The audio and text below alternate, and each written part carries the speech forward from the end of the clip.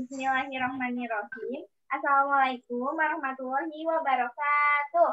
Waalaikumsalam warahmatullahi wabarakatuh. Sebelum kita belajar hari ini, alangkah baiknya kita berdoa terlebih dahulu. Berdoa menurut agama dan kepercayaan masing-masing. Berdoa dalam hati dimulai. Berdoa selesai. Oke, selanjutnya Ibu akan mengabsen kalian ya. Cantika. Hadir, Bu. Sabrina. Hadir, Bu. Intan. Hadir, Ibu. Nifa. Hadir, Bu. Dan yang terakhir, Marsha. Hadir, Ibu. Oke, semuanya hadir ya. Nah, kita jangan lupa untuk tetap jaga kesehatan di masa pandemi ini.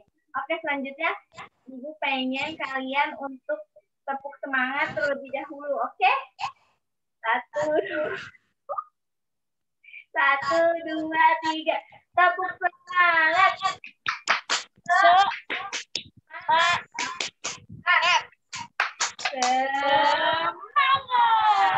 Oke. Nah, pada hari pembelajaran hari ini bertujuan untuk agar siswa dapat mengidentifikasi jenis-jenis batang, menyebutkan struktur batang, dan menjelaskan fungsi batang pada tumbuhan dengan benar. Oke, selanjutnya Ibu akan share materi kita hari ini.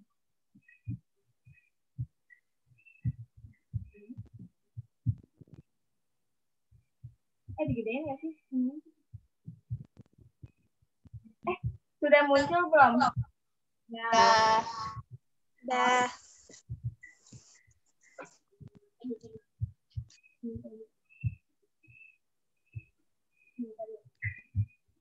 Ini berapa ya?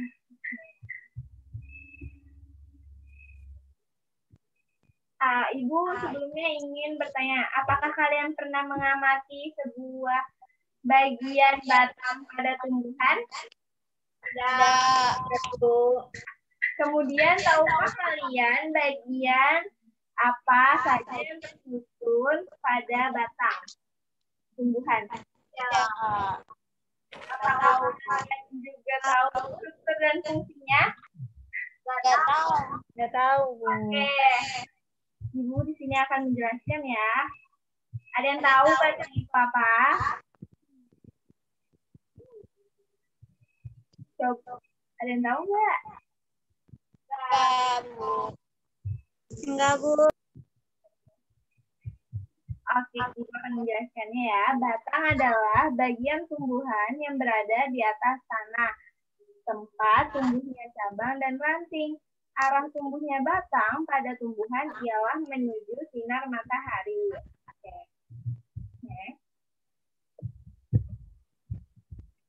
Nah, ini ada struktur batang. Nah, struktur batang ini terdiri dari epidermis, korteks, endodermis, dan silinder pusat atau sel. Silinder pusat pada batang ini terdiri atas beberapa jaringan, yaitu empulur, perikardium, dan berkas pengangkut, yaitu xilem dan phloem.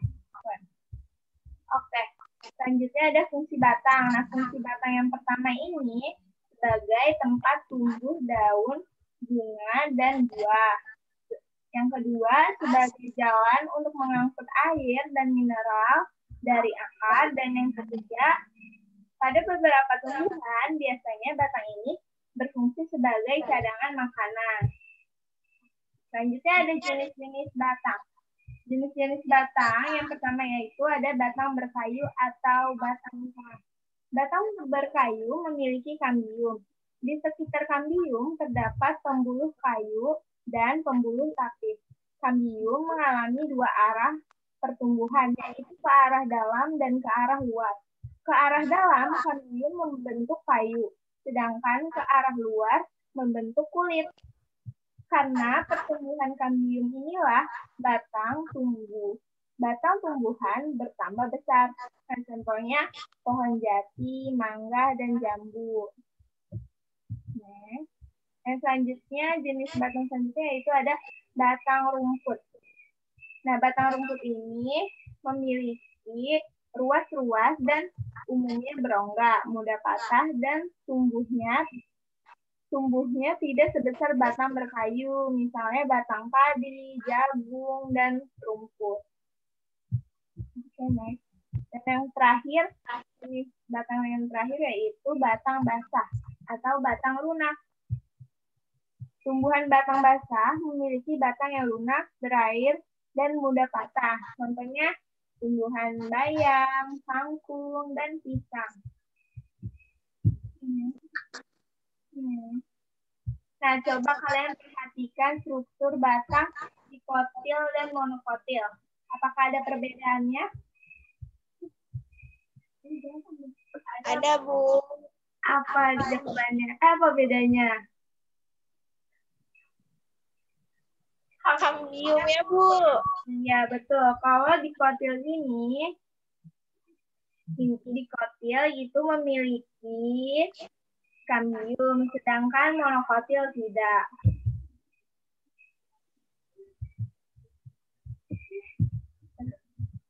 Nah, perbedaannya itu kontras pada struktur batang dan susunan pembuluhnya. Pada batang tumbuhan dikotil, pembuluh di dalam batangnya tersusun rapi di sekitar lapisan kambium.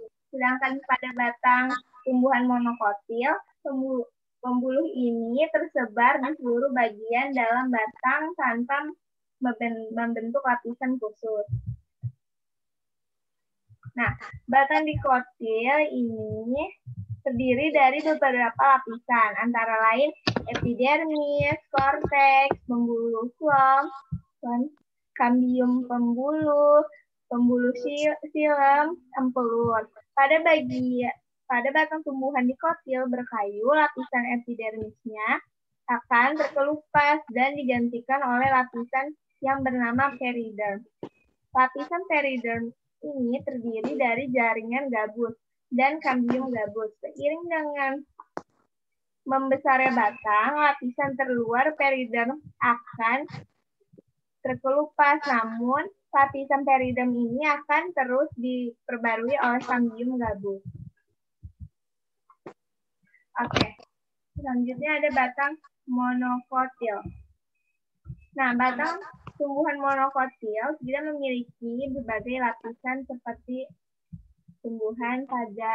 seperti batang pada tumbuhan dikotil. Pada batang monokotil hanya terdapat lapisan epidermis dan jaringan dasar.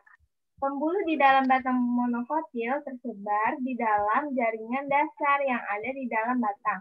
Batang tumbuhan monokotil juga tidak memiliki lapisan kambium, sehingga tidak mengalami perbesaran diameter batang seperti pada tumbuhan monokotil.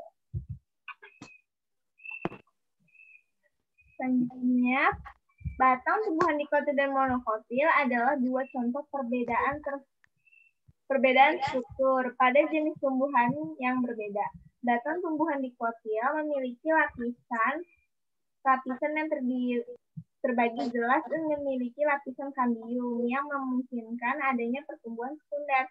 Sedangkan pada batang tumbuhan monokotil tidak terdapat berbagai lapisan seperti halnya batang dikotil. Pembuluhnya tersebar di dalam batangnya dan tidak memiliki kambium pembuluh. Oke. Selesai. Ada yang ingin bertanya?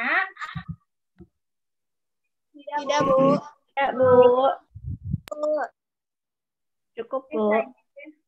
Selanjutnya, yaitu Ibu akan memberikan kesimpulan dari materi kita hari ini tentang struktur batang dan fungsinya. Coba, Ibu ingin bertanya kepada Marsha. Apa sih batang itu? Batang itu bagian tumbuhan yang tegak di atas tanah. Iya, betul. Jadi batang adalah bagian tumbuhan yang berdiri tegak di atas tanah serta mendukung tumbuhnya cabang, daun, dan bunga. Nah, pada umumnya batang berbentuk panjang bulat seperti silinder, memiliki ruas-ruas yang masing-masing dibatasi oleh buku-buku atau nodul sebagai tempat melekatnya daun dan tunas. Nah, coba ada yang tahu nggak fungsi batang itu apa aja sih? Coba Siva.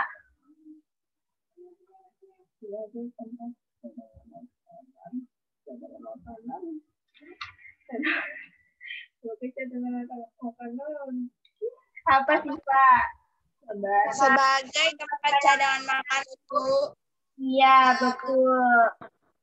Pada beberapa tumbuhan, biasanya batang ini berfungsi sebagai cadangan makanan. Lalu fungsi lainnya yaitu sebagai tempat tumbuhnya daun, bunga, dan buah. Dan yang terakhir sebagai jalan untuk mengangkut air dan mineral dari akar. Nah, tadi kan kita membahas tentang batang monokotil dan batang dikotil. Coba, Ibu ingin bertanya kepada Sabrina. Batang monokotil itu berkeping berapa? Nggak tahu. 2. Salah. Berkeping 1 ya. Jaringan pada batang monokotil ini terdiri dari epidermis, berkas pembuluh, dan jaringan dasar. Nah, batang dikotil atau berkeping 2 ini terdiri dari xilem, flam, berkas jaringan dasar, empulur, epidermis, berkas pembuluh, korteks, dan sklerenkin. Oke, selanjutnya Ibu akan memberikan kalian tugas yang sudah Ibu kirim ke WhatsApp grup ya. Tolong nanti dikerjakan lalu dikumpulkan ke Ibu pukul 12 siang. Oke. Nah, Siap, Ibu. Baik, Ibu. Oke, setelah itu, nah itulah materi kita tentang struktur batang dan fungsinya. Semoga apa yang Ibu sampaikan bermanfaat untuk kalian. Tetap jaga kesehatan dan tetap semangat. Menjalani pembelajaran daring ini. Oke. Kurang lebihnya mohon maaf. Wabillahi taufiq wal hidayah. Wassalamualaikum warahmatullahi wabarakatuh. Waalaikumsalam warahmatullahi wabarakatuh.